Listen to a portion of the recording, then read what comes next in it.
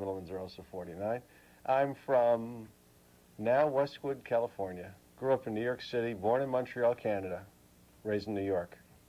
Great. Yeah. Now, we're going to do that again. And just, I only need one Steve Mittleman. So do I. So again, start off by telling me your name, your age, and where you're from. Steve Mittleman. I'm 49 years old. I'm now residing in Westwood, California. Grew up in New York, born in Montreal. Hold on, we have a garbage truck. Which, you know what? It's about time. It's like a real showbiz kind of, that was really very real. Can that be real? Oh, that's funny. Yeah. That's funny. All right, good. All right, so tell me, what made you decide to apply for Extreme Makeover?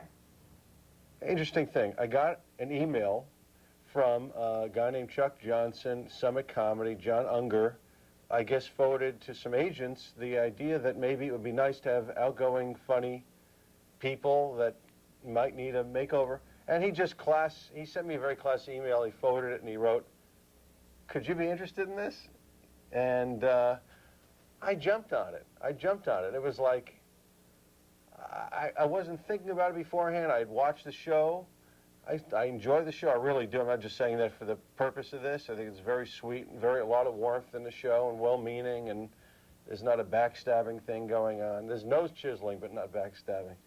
And truthfully, I emailed John immediately, and I went, "I'm interested in this. What do I do?" And he said, go and, go download the application on our website and get a tape together. And I'll tell you, I put that tape together.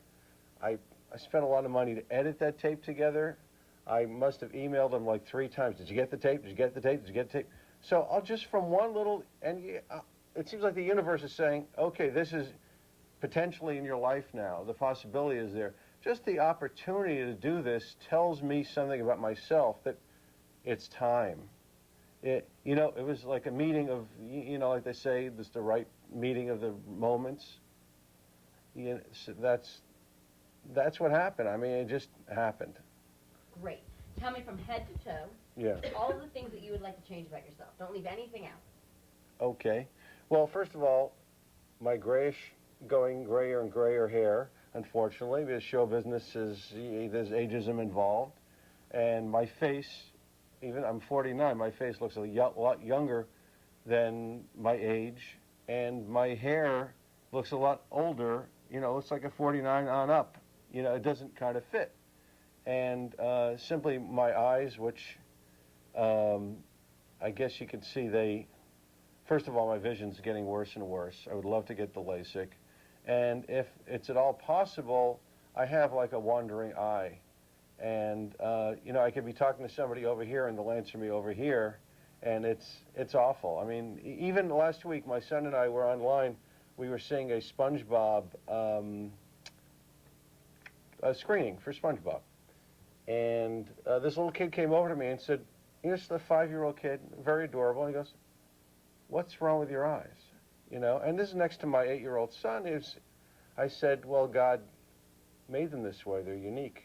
And I thought it was a nice answer, and it was, I guess, true, and it was a good answer for him because he just walked away. And you know how kids are blunt, whatever. Good thing he didn't go, "Hey, what's wrong with your face?" But he said, that stuff happens to me. I can't say on a daily basis, but it happens to me. So my eyes, I would love to get checked and see if I can get them straightened. Definitely the LASIK. I would trim the nose. I don't want to lose some of my ethnicity, but I would definitely trim my nose. I don't know if it qualifies as a honker, but I have a nose, and it definitely would get my chin. Also, there'd be an imbalance if I got the chin done and the nose as is, I think.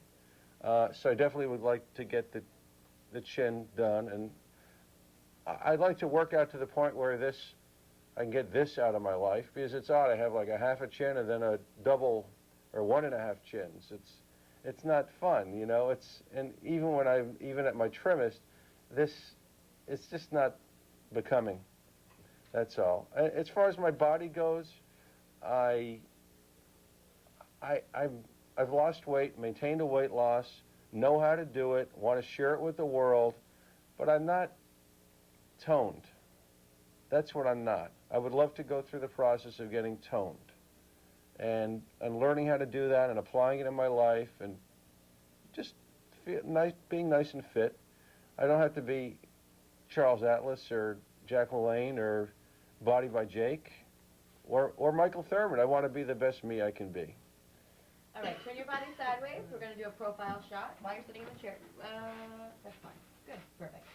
Using your left finger, point out the things on your face that you do not like and why. Wow. Should I leave the glasses on? So I can point to my point to my glasses. Boy, by the way, I hate doing this when glasses slide down and you got to do this every 2 seconds. What do I hate? I don't think I hate my face. I love myself. It's just a matter of improving and wanting to be the best I can be. I can't, maybe a little of that, maybe more of this.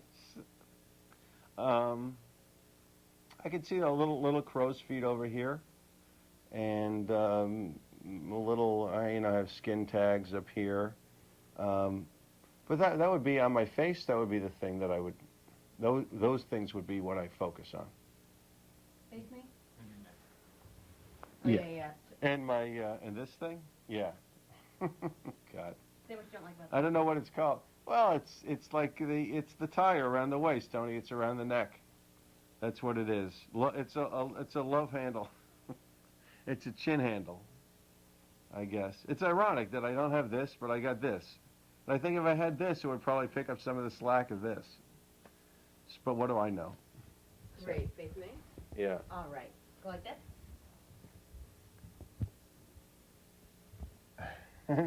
You didn't say Simon Says. I don't know. Okay, Simon says stop. Well, you know, when you said, I asked a question to somebody over here, and they asked me over here. We didn't really get that because it was too tight. So all you saw was him do this. Okay. Yeah, if you want to repeat the thing about because of your eyes. Oh, yeah. And when you ask a question over here, Yeah. you answer over here. Do it now? Sure. Well, sometimes when people ask me a question, I talk to them over there, and my eyes, people answer me on that side, or I ask a question over here, and people go, on that side, they go, you talking to me? So, yeah. Why? Because of my wandering eye. And it's odd. It's not even consistent. Some days my eyes look straight to me, but, then I go about my life, and obviously they're not straight to other people. When did this happen? When did you start having the wandering eye and noticing it? Born with it. I brought pictures. I have a picture right underneath my tush here of me as a baby and one eye's going, So say I was born with a wandering eye. I was born with a wandering eye. Perfect. Okay. Now tell me, how have your looks affected you in a negative way? And give me specific incidents, like from growing up all the way till now. Well, I hadn't had a date till I was 21 years old. I was very shy. I was more introverted than you could imagine. I wanted to be a disc jockey at one time because it's something that I loved. I still love radio. But truthfully, it's like being public, but you're alone. Nobody has to look at you. I used to have a joke in my act. I had the voice for announcing and the looks for radio. And the truth is, I was shy. I was just very shy. And how it's affected me is, I'm sure, low self-esteem, a lot of pain. You know how I could tell I had low self-esteem? Because I didn't have high self-esteem. I never thought of it in those terms, but I didn't have high self-esteem. And